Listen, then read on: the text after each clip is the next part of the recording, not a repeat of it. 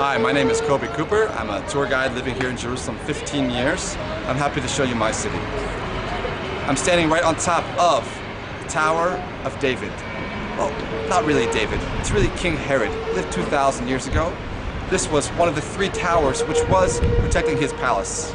In fact, ever since that time, a fortress has stood here to protect the city on the western side. You can see part of it here just behind me. And what is it protecting? Also, Jaffa Gate, one of the main entrances to the city, which is just next to the fortress, out to my left. And one of 7 major gates of the old city, 9 in total. Okay? The Jaffa Gate is named Jaffa Gate because it leads to Jaffa. In fact, the road which leads out in this direction goes to Jaffa. Same road in Jaffa is called Jerusalem Boulevard. All right? That's the name for it in Hebrew and English, but in Arabic it's a little different. It's called Hebron Gate, or Bab el-Khalil, because the same road in the other direction leads to Hebron. This is how ancient gates, ancient roads mostly got their names. Okay?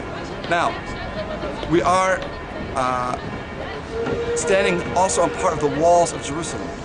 The fortress is part of the walls, and the walls themselves are today about 470 years old.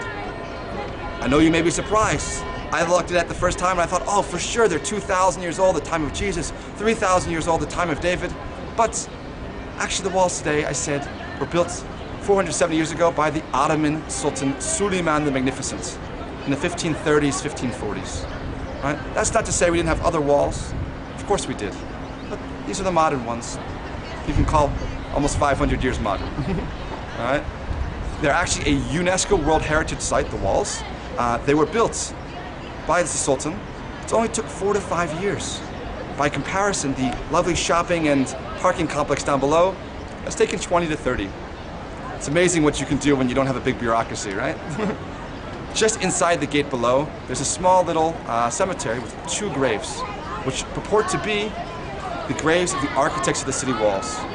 Supposedly, the Sultan came here and was so incensed that his architects forgot Mount Zion inside the walls, that he had their heads cut off and placed on top of the gates. It may explain why the tombs are so small. All right? There's a lot of other stories how he was afraid they might tell the secrets of the walls to someone else, to the foreign power, or they may go get some contract work from a foreign power and he'd have to conquer a city so difficult to defend, or to conquer as Jerusalem. Personally, I believe they were given a place of honor to be buried just by their beautiful work. The lovely city walls of Jerusalem. Just when you come here, note that the gate itself is not where all the cars are coming through. That's a big hole in the wall, built for when a German king in 1898, Kaiser Wilhelm, came here on a visit. They wanted to make it easy for him to come in on his carriage. And of course, these gates were all built in an ancient style to stop the chariot from coming, which was invented some 3,800 years ago. So alas, they had to cut a big hole in the wall for the Kaiser to come in. If you'd like to come to Jerusalem, you'll be walking in a place where kings and sultans, prophets and priests, pilgrims and generals have all walked through. Come in. And perhaps you yourself will find some of those secrets of Jerusalem.